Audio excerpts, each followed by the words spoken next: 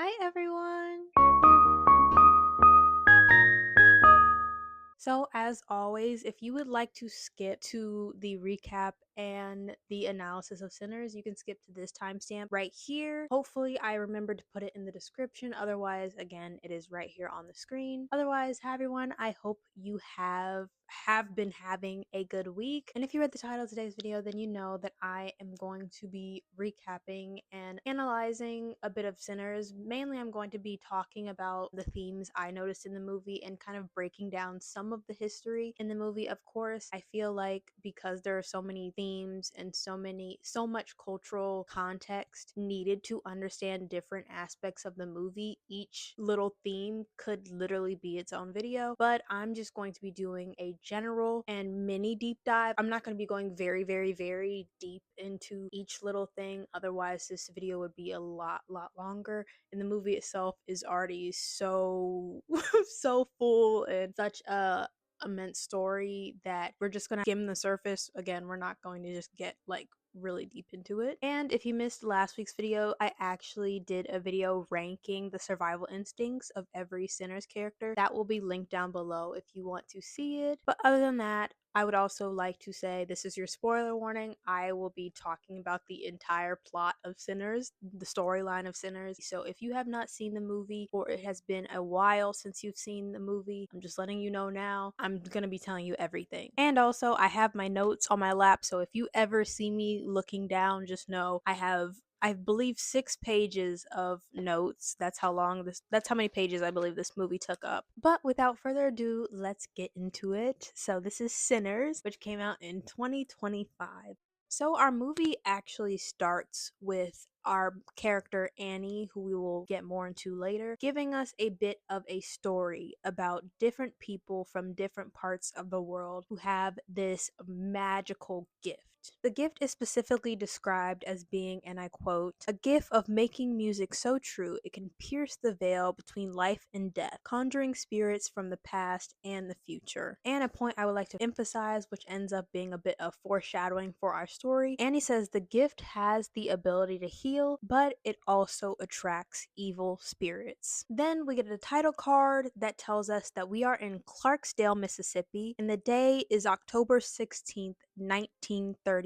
Our first scene starts with a boy, an unnamed boy at this point, but his name is Sammy, as we will find out not that long from now. Sammy is driving up in a car, and when he gets out of the car, we can see that he is a bit distraught and he is covered in blood. He has this big gash on his face, and he is gripping the handle of a guitar, and the rest of the guitar is gone. Sammy stumbles into this one room church house, interrupting service. And the minute that people turn around and see him, the first person to honestly have a big reaction is his mother. She yells his name. And then the pastor, who we find out later is actually Sammy's father, calls Sammy up to the front of the church. The pastor starts preaching to Sammy, telling him that he needs to leave a life of sin. And as he is saying this, we watching the movie are actually getting cuts to these different scenes that end up happening later. So I won't really go into detail as to what those scenes specifically are, but I just thought I would mention it because it's almost like each movement that the pastor makes matches the scene, the interluded cut scene. But again, Sammy's father is telling him to leave a life of sin, and he tells Sammy to put down the guitar. And then we get a cut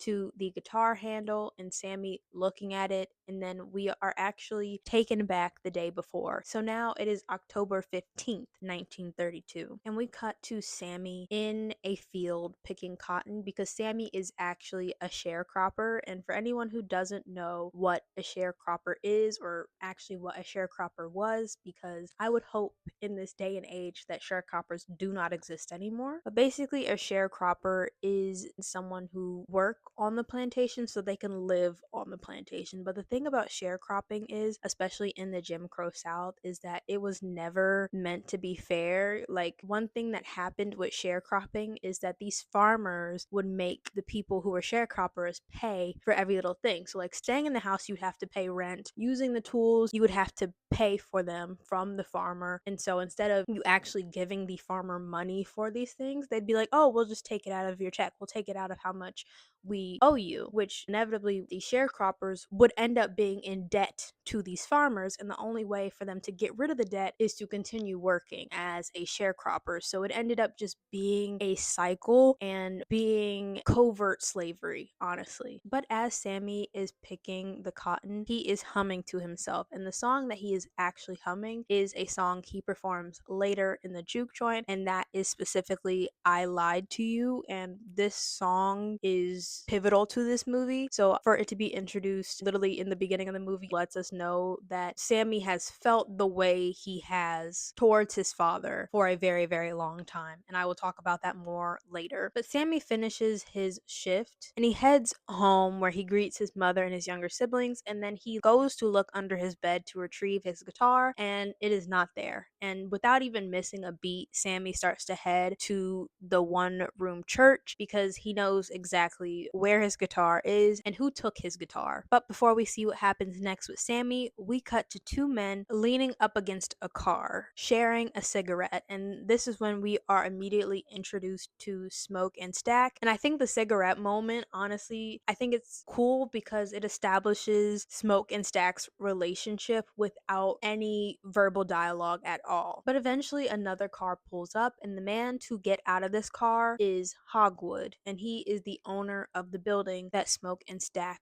are trying to buy. And now I should also say, because I forgot to mention, Smoke is the one in blue and Stack is the one in red. Hogwood shows Smoke and Stack the inside of the timber mill, and one thing that Smoke asks Hogwood is that if he washed the floors, which Hogwood replies with simply spitting on the floors, not even answering the question. And I mention this because I will cover it later, but I just wanted to bring it up now. But there's this heated moment that happens between the three of them, and then Stack gives Hogwood the money, and Smoke stresses to Hogwood that this is the last money they will be seeing from Smoke and Stack. They are not making any more payments on the mill. I'm also not sure if I can say the name of the white tops, so I will be calling them white tops, if you get what I mean. But when this exchange is happening, Smoke says that they specifically don't want to see Hogwood or any of his white top friends.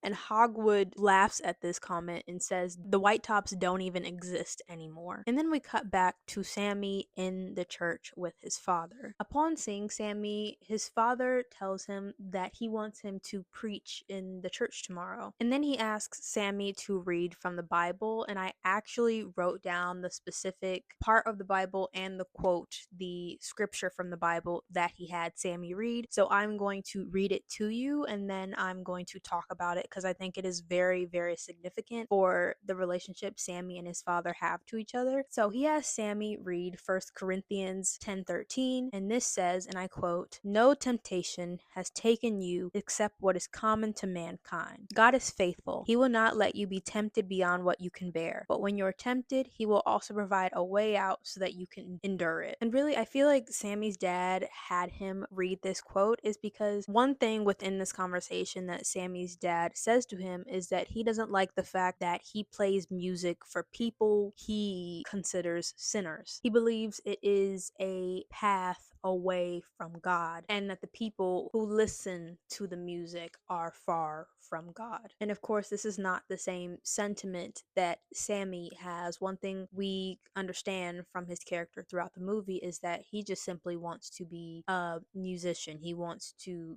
be free. He wants to have fun, because right after expressing this to Sammy that he believes that, he's playing for sinners, Sammy's like, I've been working all day. I want to take a break and do something that I actually enjoy. And I should also mention that halfway through actually saying this line of scripture, Sammy closes the Bible, which also lets us know that Sammy knows this scripture in the Bible, which I don't think it is wrong to say that he probably knows a lot of the Bible. He's the preacher's son. He's probably been in church every Sunday since he was born. So I think it's interesting for his father to believe that Sammy is turning towards a life of sin. And overall, the point I'm trying to make is I feel like what his father is doing is driving Sammy away when he's trying to bring him close. I think he's being an overprotective parent and almost using God as a tool to make Sammy obey him, which, as we see by the end of the movie, ends up having the opposite opposite effect than his father intended. But Sammy just simply lets his father talk, and then he takes his guitar and starts to walk out the church. But before he can make it to the door, his father says to him, and I quote,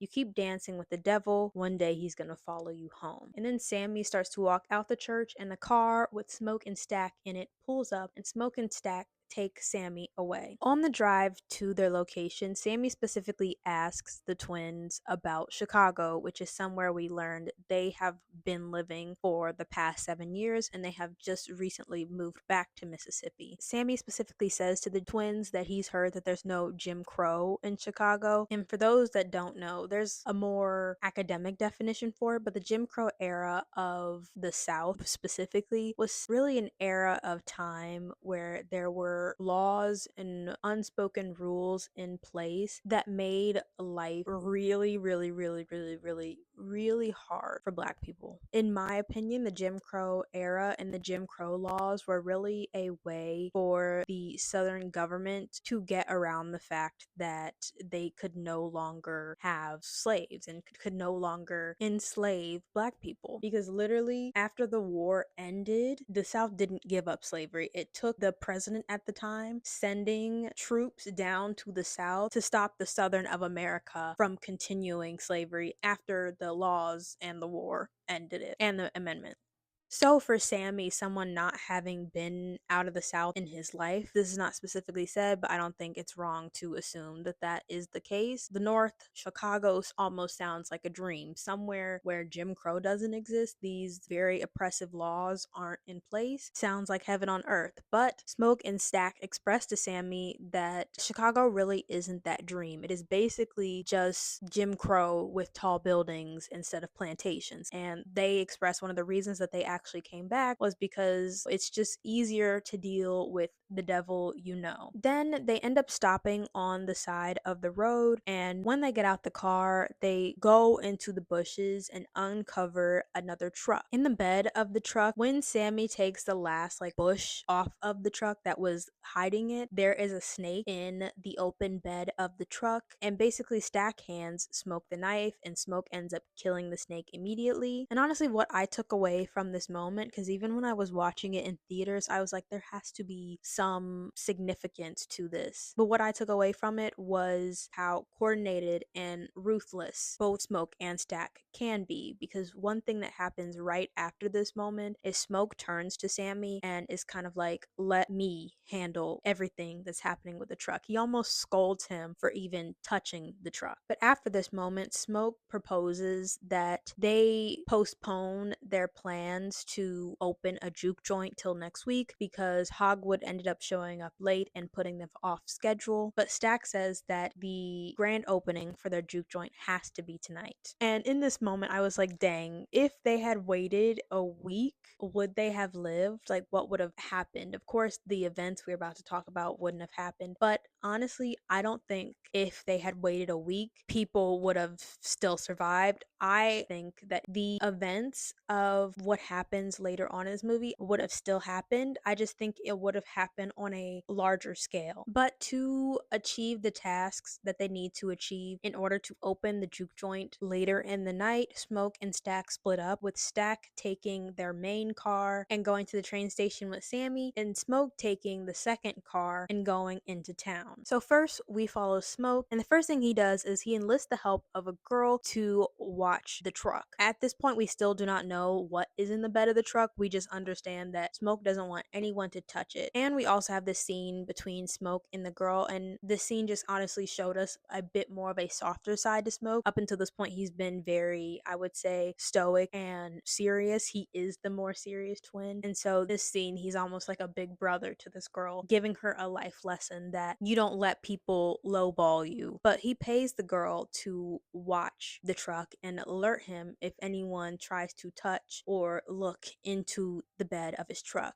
And then Smoke heads into a shop. And in this shop, we meet Bo Chow. Bo is honestly really surprised to see Smoke back here in town. And Smoke tells Bo that he specifically came to the shop for food. And before he can even say anything else, he hears the horn of the car honking. So he heads back back outside. When he gets back outside, he sees two men rummaging through the bed of the truck, and without hesitation, he pulls out the gun and shoots one of the men in the butt. Then, as the other one starts to run, Smoke warns him that he can shoot him faster than the man can run, so the man eventually stops. But when the first man that he actually shot turns around, he recognizes Smoke, and they have this little interaction. The man's name is Terry, by the way, and they're surprised to see each other. But in the midst of their reunion, Smoke takes a moment and he actually ends up shooting the other guy in the leg. And Terry asks him why he does this, and Smoke specifically says that he can't have anyone going around saying that they almost robbed the Smokestack twins. They have a reputation even 7 years later, still in town. We saw this also with the girl because Smoke actually ends up asking her, "Have you heard of the Smokestack twins?" She says yes, and the minute he says he smoked, the girl is scared. And so again, for them to still hold and have this reputation 7 years later, Smoke wants to uphold it because I honestly think it keeps them safe. But after shooting the man, Smoke heads back into Bo's shop, and the first thing he does is he actually gives Bo money so that this doctor who lives somewhere else in town or just, in the area can fix the men up. And I feel like this moment in particular, again, just shows that like Smoke isn't heartless. He's just a businessman. And I don't think he would have done it if there weren't other people around. He would have probably just let it slide, especially since he knew the man. But then after that, Smoke asks Bo if Grace, his wife, can make a sign for the juke joint, and then Bo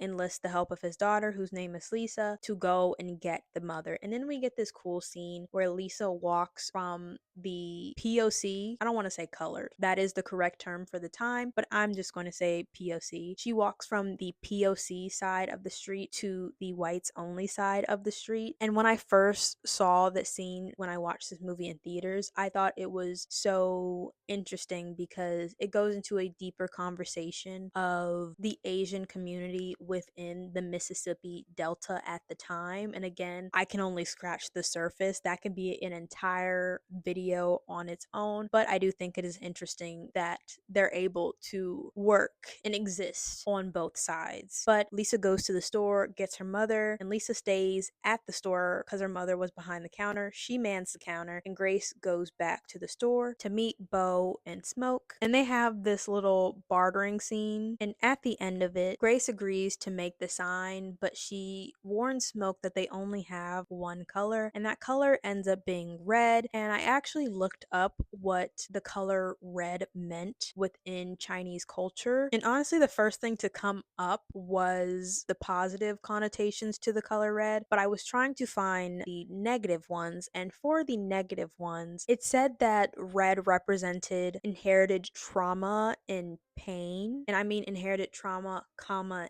and pain. So honestly, I feel like this choice of color acts as foreshadowing to what happens later in the movie. But then we get a cut back to Stack and Sammy in the car, still on their way to the train station. And on the way to the train station, Stack actually tells Sammy what happened to their father. And what he says is that their dad was abusive, and there was just this one day where the dad actually ended up knocking Stack out. And by the time Stack awoke, Smoke was already in the process of burying the father. But then after hearing the story, Stack actually tells Sammy that the guitar they gave them was Charlie Patton's guitar, and he has Sammy play the guitar for him. And this is the first time we hear Sammy sing, and when I tell you the first time I saw this scene, I was just like in awe of the vocals that the actor Miles Caton has. And Stack is also really surprised by this, and he specifically says they're going to make some money. Once they reach the train station, they immediately walk up to this man playing the harmonica, and this man ends up being Delta Slim, and Stack asks Delta Slim to play at their juke joint. And first Delta Slim rejects the offer, but then eventually he does agree to it after Stack offers him as much Irish beer he can drink and $40 a night to play at their juke joint. Stack, Sammy, and Delta Slim do a bit of advertising. They play a bit of music, specifically Delta Slim and Sammy, to advertise the fact that there's going to be a new juke joint opening in town tonight, and the people can come by, dance, have fun, drink, eat. And once Sammy and Delta Slim stop playing, Sammy actually ends up walking up to one of the women he saw in the crowd. And when he walks up and introduces himself to this woman, we find out that this woman's name is Pearline. And Sammy personally invites her to come to the juke joint later that night. He also mentions that he's heard that,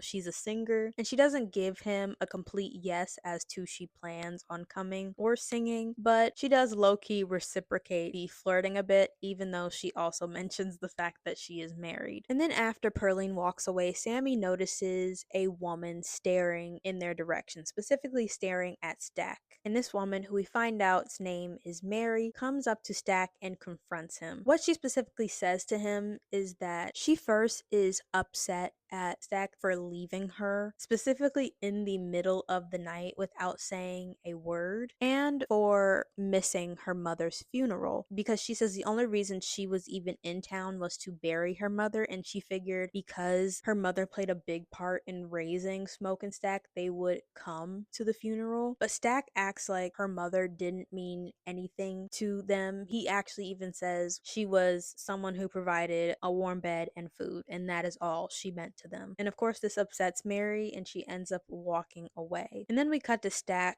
Delta Slim, and Sammy in a car, and they are driving to their next location when they pass these men working on the side of the road, and it's visible that these men are wearing prison uniforms, and there is a different man standing over them watching them work. And upon seeing these men, Delta Slim actually tells the men to keep their head up, and one of the men looks up and stops working for a brief moment to say hi to him when the person watching over them shoots like a warning shot up into the air. And before I get into the story that Delta Slim ends up telling both Stack and Sammy, I would like to explain what these men are and one thing that this scene highlights without even explicitly saying it. So during the Jim Crow South, there was actually this thing called convict leasing, and it is a system where farmers could actually give money to the jail to basically buy workers for the day. And these men, since they were prisoners, had no say in whether or not they would be working. They had to work.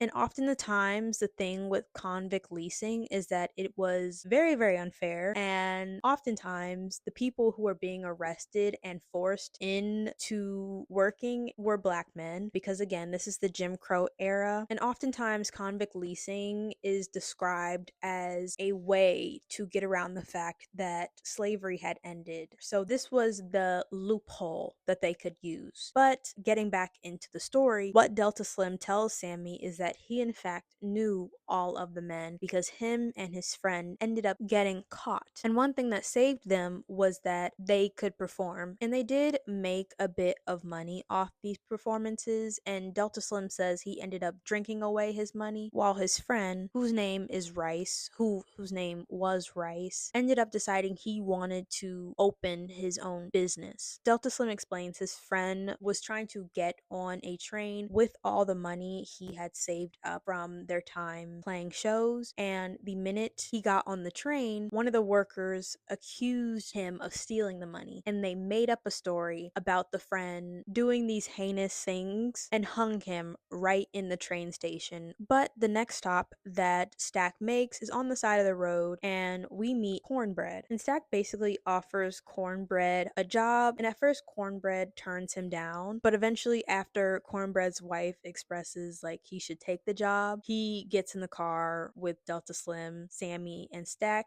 and they head to the juke joint. And I think about this and I'm like, if only he didn't get in the car, maybe he would have survived. But then again, I honestly don't think so. But then we cut back to Smoke as he is pulling up to this house. Before he even heads inside to the house, he actually stops by this grave and he puts flowers down, and it is his child who is buried on this plot. And after he lays the flowers down, when he gets up and he turns around, he is greeted by this woman whose name is Annie. And immediately she is, I wouldn't even say surprised, because her reaction is more tamed, but through their dialogue we learn that her and Smoke definitely have a bit of history together, and this history is not a friendship. They were a couple. They both head inside, and Smoke tells Annie about him and Stack's plan to open a juke joint, and the reason that he came specifically to Annie was because they both wanted her to cook. And she kind of calls him on his BS and is like, that is not the only reason you came here. And he does admit to her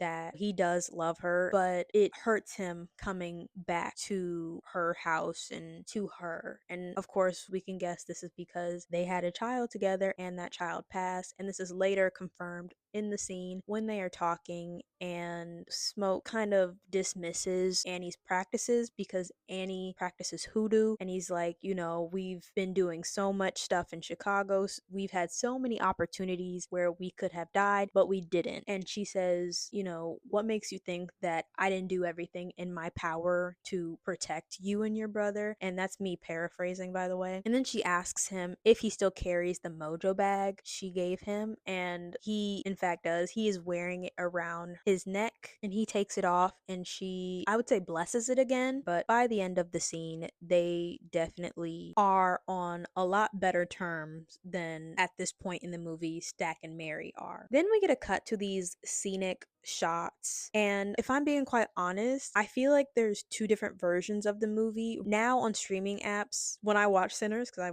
I watch it multiple times, I watch it on HBO Max, but like when I saw it in theaters both times, I do not remember seeing them in theaters. So if you're someone who also seen the movie in theaters and then watched it on HBO Max, if you noticed there were two different versions, could you tell me in the comment section? Because I feel like there are, but I can't prove it. But right after the shot, we cut to a man who is literally smoking. Like there's smoke rising off his body. He looks like he has blisters all over his back, walking up to this house very distraught. When he knocks on the door and the couple answers, he explains to the couple that the Choctaw hurt him. And if you don't know who the Choctaw is, they are an indigenous group native to the area that our story takes place. The couple doesn't believe him at first because they're like, the Choctaw have not been around these parts for a very, very long time. And the minute that Remick, that's the name of our character, I forgot to mention, this man's name is Remick. The minute he sees one of those white hats in the house, he changes his tactic. And I specifically call it a tactic because that's what it is, and matches the couple's racism to get into their house. And he offers them gold. They agree to hide him from the Choctaw. The Choctaw eventually pull up to the house, and this man knocks on the door. When the woman answers with a shotgun pointed at his face, he asks the woman if they've seen a man. She says no. And then he simply warns the woman, I would say not believing what she says at all, that she should not let that man into their house and they should be very careful because he is not what he seems. And then one of his buddies tells him that the sun is going down and they need to dip. And so the last thing that the man says to her is basically good luck, and then they dip. The woman heads back into the house, and when she makes it to her baby's room, she sees her husband on the floor and the man they just invited in sitting in a chair covered in blood with fangs. And of course, she is confused, and the man just tells her, Remick tells her, he's just sleeping, girl. He's fine. Nothing to worry about. And her husband, in fact, gets off the floor, now changed, turned into a vampire. He says hello to her, and immediately after this, she screams, which I think that is the most reasonable reaction. That is a reaction I would have as well. But then again, I wouldn't have let Remick in. So then we cut to the juke joint where we see people dancing, eating, and having a really, really good time. And basically, to summarize what happens in this initial scene, Pearline shows up to the party, Mary shows up to the party. We see Cornbread acting as security at the door. Sammy asks Pearline to sing, and she said that is possibly something she might do later. And then Sammy runs into Mary, recognizing her from the train station earlier in the day, and he tells her, like, I think maybe you should leave. And she's like, and then eventually she recognizes him and offers to buy him a drink, and they sit down at the bar. Sammy asks her what she is, and after joking a bit, Mary admits to Sammy that her grandfather was mixed. And she specifically says, and I wrote it down, she says, "My mother's daddy was half black." Now, the reason I specifically wrote this down is because I saw this discourse that happened on TikTok about people being confused as to whether Mary was mixed, whether she was completely white, whether she was this, whether she was that. And I think this part is interesting, and I think it honestly highlights how much research Ryan Coogler and everyone else who researched for this movie put into this movie, right? But again, Mary tells Sammy that her grandfather was half black and he raised her mother so that the white hats would not kill her mother. And the reason I believe this wording that she uses is important because I feel like if her daddy was black or somebody else beyond her grandfather was half black, she would have said that. And I did the lineage, right? Her grandfather is, because you get 50 from your mother, 50 from your father. Genetics, biology class. So her grandfather is 50% white, 50% black. Her grandmother, again, this wording is important because it is safe to assume that her grandmother is 100% white and that her father is 100% white. So that would make Mary's mother 75% white and 25% black. And if we are assuming that Mary's dad is 100% white, that would mean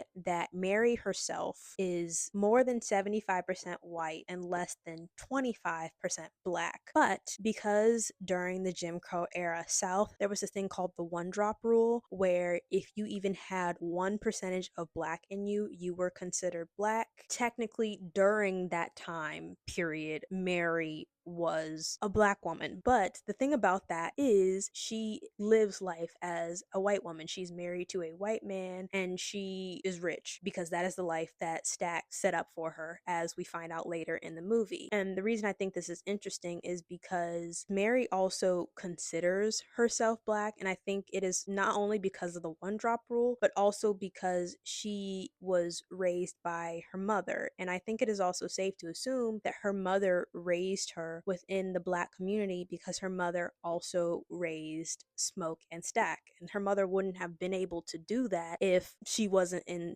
the black community. So, summarizing everything I just said, I think this part is very interesting because by today's standards, because we no longer go by the one drop rule, Mary is a white woman. But by Jim Crow era South standards, Mary is a black woman. And I also think when you know that, it makes more sense why Mary operates the way that she operates within the movie. Now, getting back to the plot. Smoke interrupts the conversation that Mary is having with Sammy and sends Sammy away while having Stack kick Mary out. And as Stack is having this conversation with Mary, trying to get her out of the juke joint, he again, like I said earlier, expresses to Mary that he set up the perfect life for her. And Mary specifically says to him that she didn't want the life that he set up for her. She didn't even want to be white, which is again why I explained the one drop rule situation to you. And she expresses to him that she always wanted to be with him. And Stack admits to her that he does in fact still love her, but he wanted a better and safer life for her, which is why he pushed her away. And at the end of their conversation, he doesn't end up kicking her out, but he does end up walking away from her, leaving her in tears. And next we cut forward a little bit after people have been having a bit of fun, and Delta Slim introduces the crowd to Sammy. And then Sammy sings to the crowd this song called I Lied to You. And if you listen to the words of the song, the gist of the song is talking about how Sammy lied to his father about his love for blues music. Because again, if you remember earlier in the movie, Sammy's father considers him playing music and singing to people in the environments he does it in to be sinning. And Sammy specifically says the line in the song, "I love you, Papa. You did all you can do. They say the truth hurts, so I I lied to you, expressing this point. And then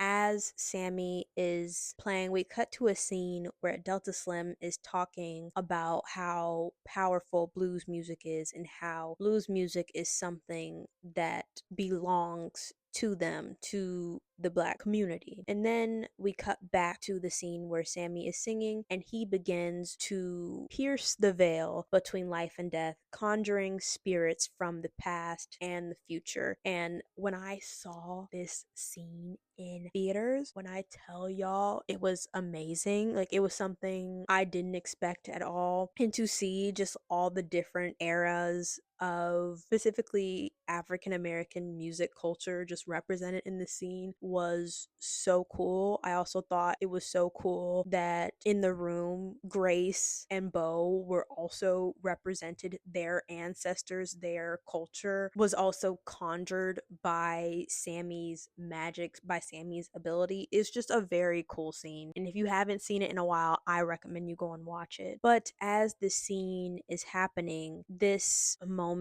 attracts Remic's attention, and we get a look at Remick and the couple watching the juke joint from a distance before they go and approach it. And so we cut to the door where Cornbread sees the three of them walking up. Cornbread has this man go and get the twins, and not only do the twins show up at the door, but so does Mary, Annie, and Sammy. And at the door, Remick and the couple explain that they came to have fun, listen to music and play. And they get out their instruments and they start to play Pick Poor Robin Clean, which I was surprised to find out that Pick Poor Robin Clean was actually a song that was written and originally performed by a Black woman at the time, at the era that this is taking a place. And one thing that you notice between the original version of the song, if you listen to it, and the version that Remick and the couple perform, is that the version that Remick and the couple perform is very, in my opinion, off-putting, especially if you take into consideration the era this movie is taking place, them showing up practically in the middle of the night,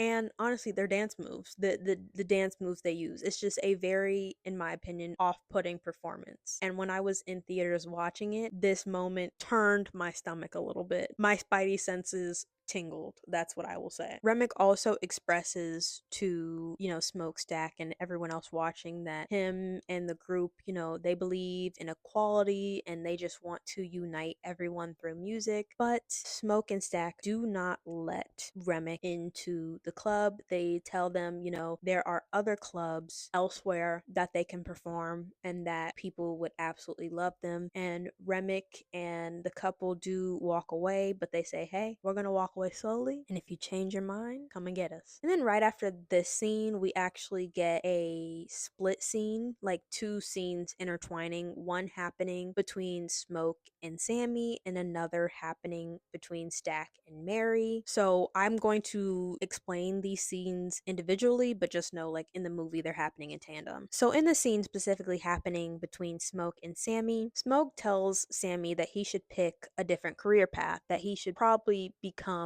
a preacher like his father, because every musician he has met along his path is not a happy one, and he says it's not fulfilling. But Sammy expresses to Smoke that after performing in the juke joint that night and loving the experience, he plans to head off on his own to Chicago to become a musician. And Smoke expresses to Sammy that if he hears that Sammy has performed in another juke joint anywhere, he will kill Sammy.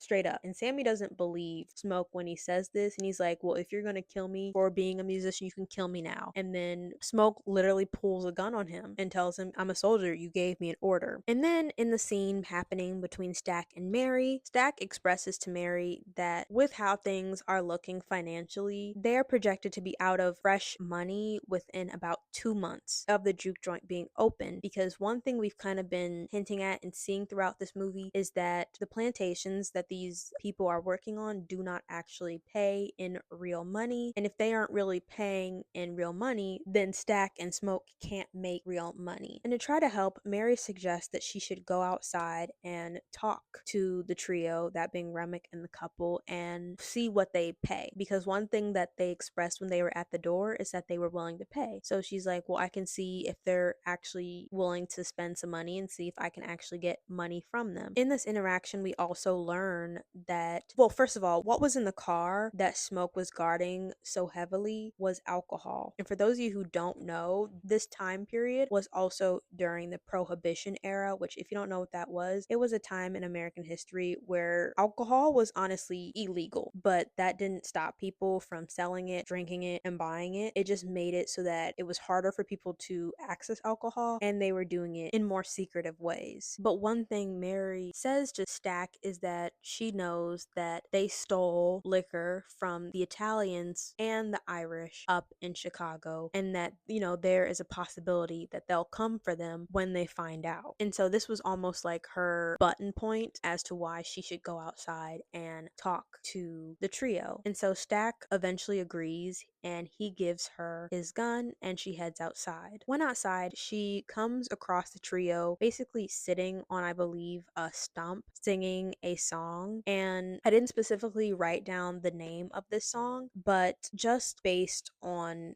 the lyrics of the song, this song honestly just gives us a little hint into who Remick is, because the song is Irish. So for the couple to not only know what chords to play, but also know what words to sing, suspicious. But once they stop playing, Mary says that she came out there to see if they were good people and also see if they were willing, to spend money like they said they were at the door. And Remick says yes, and he hands her these gold coins. But when we get a close pan up on the gold coins, you can see these coins aren't regular money. And this is what Remick actually tells her. He says that the coins are not of this time. And then he also expresses to Mary that he knows that these coins will not do her any good because she's hurting. How this man knows that? I don't know. Red flag. And in this scene, one thing that I also say in my video that I posted last week is that the way that the trio is acting is very, very suspicious. They are basically copying everything that Remick says, and it's very culty and just straight up. And eventually, when Mary picks up on how creepy these three are, when they actually spook her, she pulls a gun on them as a warning. And then once she believes they have gotten the message, she turns around and heads back to the juke joint. But before we cut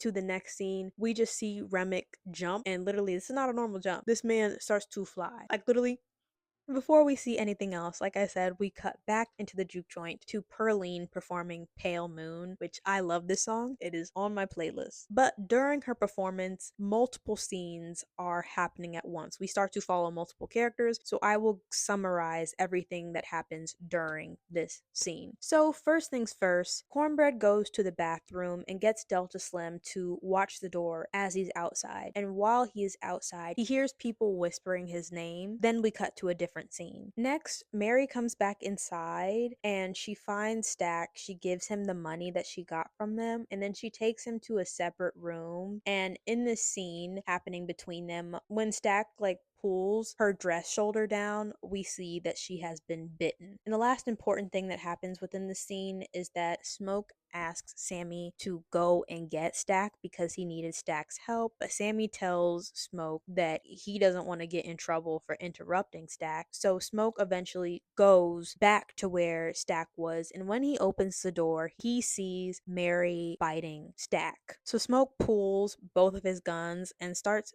basically lighting up Mary. She does drop to the ground, but she doesn't stay down long. She actually gets up laughing, and this is the moment we see she has been turned into a vampire, and she expresses to Smoke that they are going to kill all of them. And then she runs past him and runs out the front door. And then Smoke rushes to Stack's side as he is bleeding out of a wound that Mary had left in his neck. And then Annie and Delta Slim come in to see what was happening after hearing the gunshots. Stack ends up bleeding out in Smoke's arms, and when this happens, Delta Slim actually goes out to the crowd, shutting the door behind him so that people cannot see the scene, and tells the party guests, who at this point are concerned because they heard gunshots, the party's over and everyone needs to go home. So everyone proceeds to go outside as our main core group stay inside. Back in the room, Annie is asking for all the details as to what happened, and upon hearing them, she assumes that they are dealing with a haint, which Annie also later explains that a haint is a being that switches places with the soul of a man. And she also tells Smoke that if this is the case, then they need to move Stack's body outside. He cannot stay inside. But of course, Smoke refuses, and they end up simply leaving Stack's body in the room and locking the door. As this is happening, Grace tells Bo to get the car so that they can both leave, and Bo is kind of like, what, we need to stay? And Grace is like, no, we need to get home to Lisa because we signed up to help with the party. We did not sign up to help with whatever just happened. So Bo goes out, leaves the club to get the car. Next, Cornbread comes back to the door and the group confronts him, like asking him where he has been. And he makes up an excuse and asks them to invite him inside. And when he does this, Annie is immediately suspicious and asks him why all of a sudden, after being in and out of the club all night, he needs an invite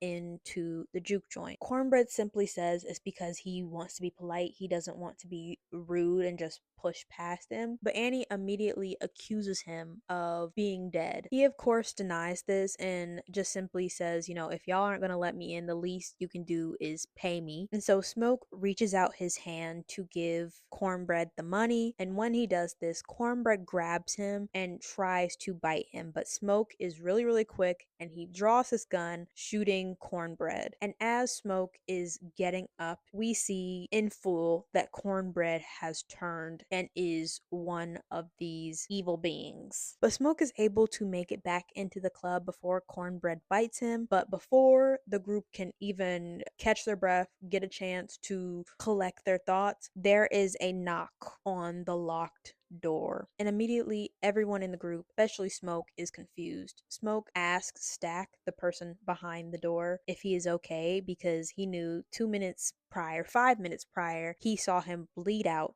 and pass right in his arms. But Stack says that he's completely okay, but they do not open the door and let him out. And after pleading a bit for the group to let him out, when I say for a bit, I mean like once or twice asking them to let him out, Stack actually busts down the door. But before he can even go for anybody, Annie takes a jar of garlic and throws it at his face. This burns him, and so he runs outside. And after doing this, Annie exclaims to the group they are not dealing with haints, they are in fact dealing with vampires. Upon hearing this, Grace again expresses that she needs to get out of here, but the group tells her to stay. Like, you can't go out there. Now we know there are vampires out there. You can't go out there. You could die.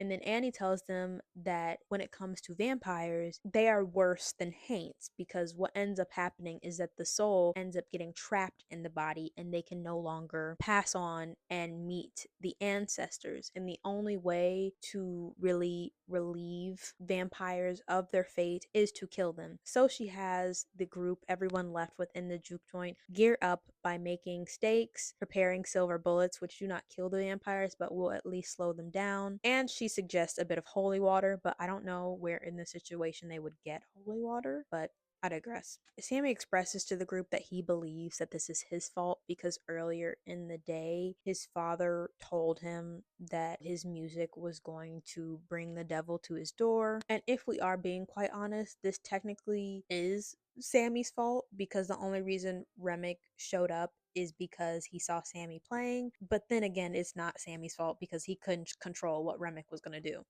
But as Sammy is talking to the main part of the group, Smoke and Annie have this scene in a separate room where Annie, I would say, does this prediction. And in her prediction, she finds out there's a possibility that she may, in fact, die tonight. So she makes Smoke promise that he will kill her before she turns into a vampire. And he ends up reluctantly agreeing. Then Pearline discovers a body in the basically kitchen area of the juke joint, and to the scared group it looks like this man has been bitten. They don't understand when or how he got bitten, but to be on the safe side, Smoke and Sammy drag the man and put him outside. And when they get out there, they in fact see all the party guests gathered with Remick. So everyone they sent outside, they basically unknowingly sent all these people to their death. And then we get this scene with all the party guests partying with Remick. And at this point, Remick starts singing this song called Rocky Road to Dublin, which is an Irish song. And the reason I highlight that is because this is not a common song for Jim Crow era, nor is it a song that these people would know, which later we actually learned that in this vampire universe, because there's so many vampire universes out there, when the vampire turns people, the person who turned the people creates this connection, and all the vampires this person turns end up having a hive mind and they're synced. So now all these vampires know everything every other vampire knows. There's no secrets, there's no individuality, there's no one culture. And that'll be important to a point I'm going to make a bit later, not that long from now. But back inside, the group actually gather up and have everyone in the building eat a clove of garlic just to make sure that everyone left is in fact still human and is not turned. Everyone passes the test and then they get a knock at the door. And the person who knocked at the door was in fact, I believe, the man they kicked out. And before they can safely get this man back inside, when they open the door, Cornbread actually ends up attacking this man. And as Cornbread is actively attacking this man, Bo Chow walks up to the door and is like, "Hey Grace, I got the car ready, we can go." And she's like, "You don't see Cornbread killing that man?" And Bo's like, "Cornbread's just a little hungry, you know, that's how he gets." And then of course this is when we find out that Bo has also been turned. Then not shortly after, Remick walks up and tells the survivors that their only way out of this situation is to join the rest of the vampires. He tells them, and this is me paraphrasing, but I do kind of have it quoted on here, that the world has left them for dead, the world won't let them build, and that he can do that for them. He can give them that opportunity. And then one thing he does specifically to torment Grace even further is threatens to go back into town and attack Lisa. But then when he sees that these tactics aren't working, he tells the group that one of the main reasons he came here tonight is because of Sammy. He heard him singing, he saw the magic he possessed, the power he possessed, and that he wants Sammy because he believes Sammy is the way that he can connect back to his people. And if I haven't made it clear already from the context clues and everything we've been shown, Remick is an Irish man. Now, specifically from what era of time, from my research and from the context clues we are given, I assume that Remick is from and was born during the 16th and 17th century when Ireland was being colonized by the British. And this point is important because I think because of the colonization that happened to the Irish during this time, it's one of the reasons Remick feels so strongly against the treatment that Black people have in the Jim Crow era South. But on top of that, I feel like he believes he has some sort of connection to these people because on some level he feels as though he understands the struggle and relates to what has happened to them because to him it mirrors the story of what happened to his people. But one thing I also find interesting about this, and a point I made when Remick is talking about the fact that he believes in equality and he just wants to build community, and he wants Sammy because he wants to see his people again, and that's all the reasons he's doing these things. The reason I find this interesting is because I don't think he sees that he now is doing a version of what is done to his people. And what I mean by this is that, again, when you become a vampire in this universe, you are stripped of individuality. You are stripped of, in a way, your culture, because it no longer just becomes your culture and your people's culture, it becomes everyone else's culture. And this point is further shown when we see Remick speak to Grace in her native tongue, in her and Bo's native tongue. That is not something he knew before he was able to possess and enter the thoughts of Bo. And so, in his mission to connect to his people and see his people again, he has now become the villain that is stripping people of their freedom, their culture, and condemning them to the same fate he was condemned to, which is not being able to rejoin their ancestors. When Remick sees that his tactic is not working with the group, he tries to bargain with them and tells them, hey, if you give me Sammy, I will let the rest of you live. And then Sammy starts to step and offer himself to Remick to let the rest of the group go, but they refuse, pushing Sammy back into the group. And then Stack and Mary join Remick and Bo, and because of that hive mind, they're all trying to convince them to join them. And another reason they give to try to convince them to join them is that the juke joint was built on a lie. This is explained between Remick, Bert, which is the man in the couple, and Stack. Between the three of them, they explain that Bert is actually Hogwood's nephew, and because he's been turned into a vampire, now that they have his thoughts, they know that the juke joint is not actually a mill, it is a killing floor, and Hogwood is basically the king of the White Hats, and Hogwood really only sold the mill to them to give them another chance to kill. And the last thing Remick says to them is that if you join our family, we can all go together and take down Hogwood. That's his last tactic he uses, and the group doesn't go for it, and they simply close the door in their faces. Grace expresses to the group that she wants to fight because they've taken her husband, they've threatened her daughter, but the group tries to convince her, they try to tell her that, all they need to do is to survive till morning, because these vampires, they will burn in the sun. And so they're all just kind of standing around, but the last nail in the coffin is that Grace looks out the window to see all the vampires singing Pick Poor Robin Clean, and she specifically hears and sees Bo singing the song. And this, along with thoughts of them going after Lisa, drives her over the edge, and she lets the vampires in. And so the rest of the group runs to get all their weapons to defend themselves, and because the next scene is an attack scene where multiple things are happening at once, I again took down the main points, the main things we take away from this scene, and I will now summarize them for you. Immediately upon opening the door, Grace throws, I believe it's called a Mazel Tov cocktail. I don't know. I've only ever heard the term in movies, but it's basically when someone stuffs a piece of fabric in the top of an alcohol bottle and then lights the top of the bottle and then throws it so that it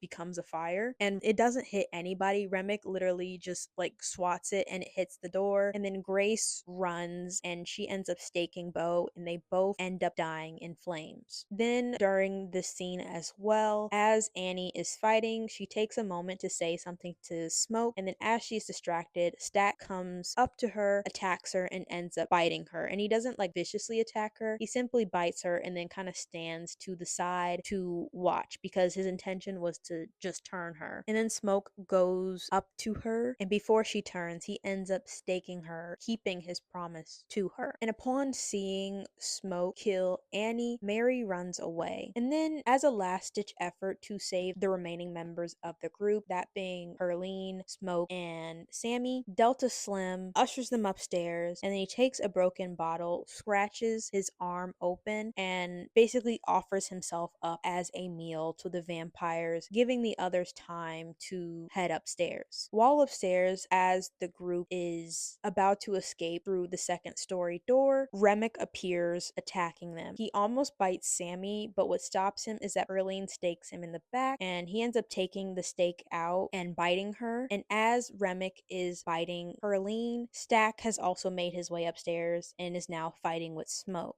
And now at this point, since Pearline has been bitten and Smoke is busy fighting his brother, she basically kind of like pushes him out the door. And then eventually Sammy does actually jump out of the door. And when I saw this in theaters, I was expecting there to be possibly like a balcony or something on the outside of this second story door. But no, Sammy literally falls down and hits the ground really, really hard. But I guess he was running on adrenaline because he immediately gets up and starts making his way to the water. But he doesn't make it far before Remick catches up with him. He ends up scratching Sammy across the face, throwing him further into the water. And then he starts explaining to Sammy why he wants him, saying that he wants his stories. Again, he wants his abilities so that he can reconnect with his ancestors. And as Remick is holding Sammy by his face, like kind of like right here, not his throat, Sammy starts saying a prayer. And when Sammy starts saying the prayer, Remick pauses and he actually starts saying the same exact prayer to him. And now Sammy has stopped saying the prayer, and everyone else, all the vampires, are saying it to him. And once they finish the prayer, Remick specifically says to Sammy, and I quote, "Long ago, the men who stole my father's land forced these words upon us. I hated those men, but the words still bring me comfort." And this is another reason as to why I believe Remick is from the 16th, 17th century when the British were colonizing the Irish, because one of the things that the British did when colonizing the Irish was force Christianity upon them. Before that, the Irish were Celtic, which is a completely different practice. So when you know that, that makes Remick's word, his quote that I just said, even more interesting. And again, so many different points at play here in this movie. It's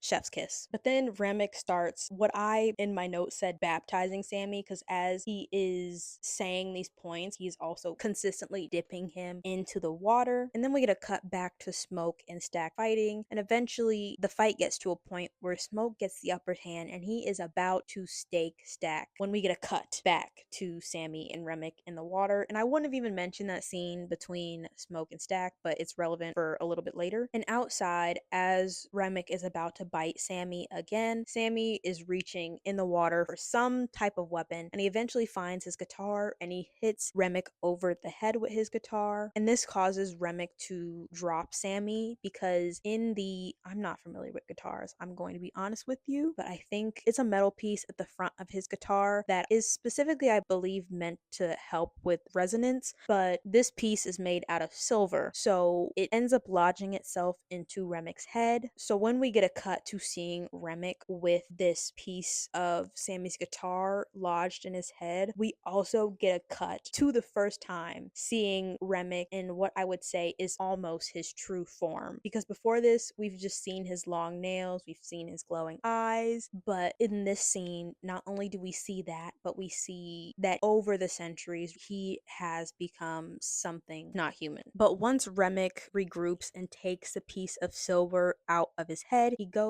to bite Sammy again, but before he can, Smoke stakes Remick through the heart. And as this happens, the sun also comes up over the horizon, and all the vampires, along with Remick, end up burning in the sun. And at this point, I thought the movie was over. When I first saw it in theaters, I thought it was over, but no, we're not done. We cut to a later in the morning, and Sammy is helping Smoke get this trunk out of the back of the truck, and this trunk has been hinted at during the rest of the movie. And basically what this trunk is a trunk just simply full of artillery, like weapons, grenades, everything. And after Sammy helps Smoke get this down, he tells him bury the guitar and go on about his life. But Sammy says to Smoke that he can't bury the guitar because it was Charlie Patton's guitar, and this confuses Smoke. He's like, "Who told you that?" And he says, "Stack." And this like kind of gives Smoke like a moment, and he's like, "No, that's not Charlie Patton's guitar, that was our dad's guitar." And the reason I specifically highlight this moment is not only because it was funny when I saw it in theaters, but it is also because I think it just kind of like highlights the difference between Smoke and Stack in their characters. Stack is willing to lie to still create this sort of whimsy, while Smoke is like more realistic. But even after finding out that it was simply their dad's guitar, guitar, his uncle's guitar. He doesn't put it down. He ends up giving Smoke one last hug and heading home, and we see him drive up to the church, which is the scene we started the movie with. But before we complete that scene, the next two scenes are a bit interluded, but again, like I've done with every interluded scene during this movie, I'm going to tell you them separately. So first, we see Smoke sitting on top of the box of weapons, and he tries to just roll himself a cigarette, but is failing, so he just eventually gives up. And as this is happening, we are getting cuts to the happiness and the joy from the day before, and I think this is possibly meant to give us a look into Smoke's thoughts, because he takes off his mojo bag and gears up to fight. Hogwood's men pull up to the juke joint excited to kill people, specifically black people, and Smoke opens fire on all of Hogwood and his white hat men. As Smoke is smoking all of these men, he does eventually get hit in the abdomen with one bullet.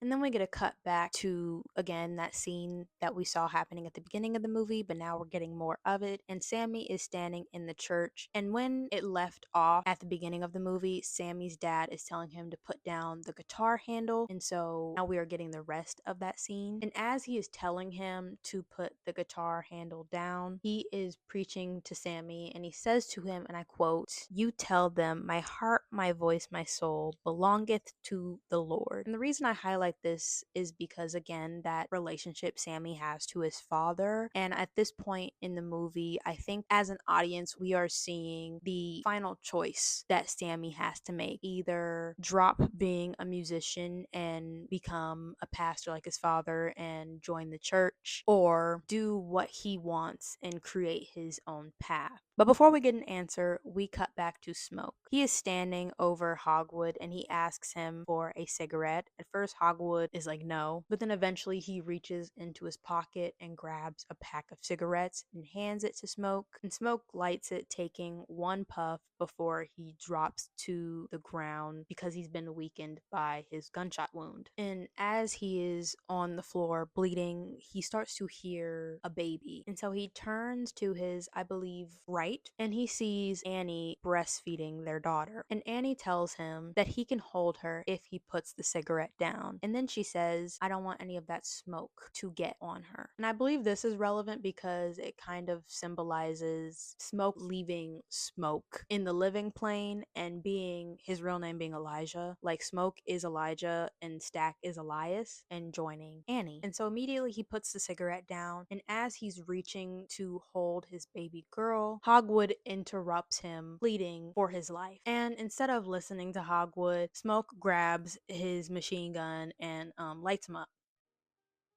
Yep. And then once he is done with that, he reaches out again and finally holds his baby girl. And I believe this also symbolizes the moment that Smoke, in fact, dies. Then we get a cut back to Sammy, and we see, instead of putting the guitar down and joining his father in the church, he is in the car and is holding the guitar handle, symbolizing that he has chosen to go out on his own and become a musician, which we see is true when we transition to Chicago, Illinois on October 16th, 1992, the same day he left in 1932. And in this scene, we see an older Sammy playing in his own club he named Perline. After Sammy finishes playing for the crowd, we get a transition to a bit later where he is sitting at the bar by himself, and one of his security guards comes up to him and is like, "Hey, these two people wanted to come in and see you." And Sammy agrees to see the people, and lo and behold, the two people who walk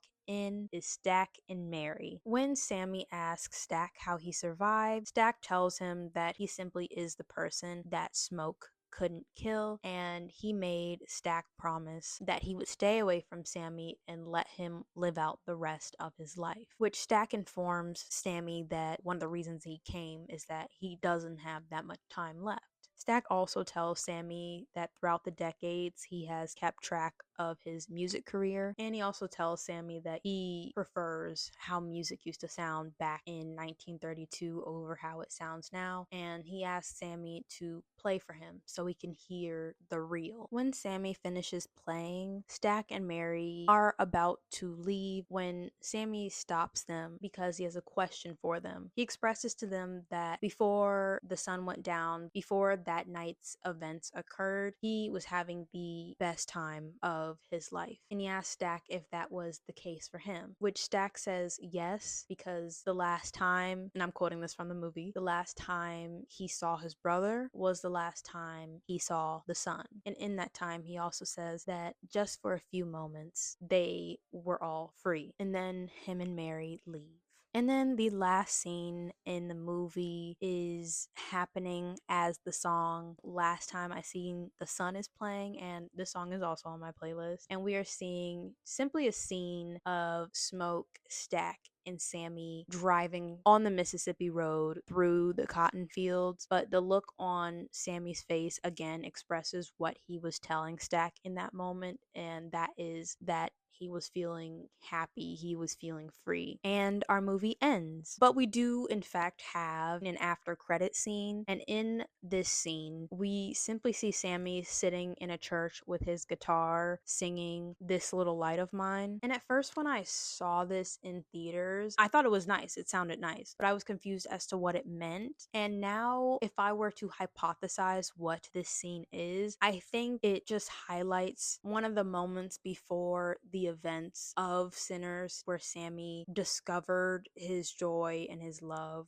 for music, just one of the many times that solidified to him as to why he wanted to be a musician. But I can be wrong. I'm just simply interpreting this off the scene. But that is the end of our movie. Like I said in my other video I made last week, Sinners has definitely become one of my favorite movies. My top favorite movie is still The Mummy. There's just something about that movie that I love so much. But I will say that I definitely watched Sinners more last year than I watched the 1999 Brendan Fraser The Mummy. But I'd be open to hearing what you think in the comment section. Maybe you want to talk about something I only touched the surface of, or something you discovered from this video, or anything at all. But yeah, I hope you enjoyed this video. Like if you liked it, subscribe if you want to see more of me. I hope you have a good weekend, weekday, weeknight, and bye!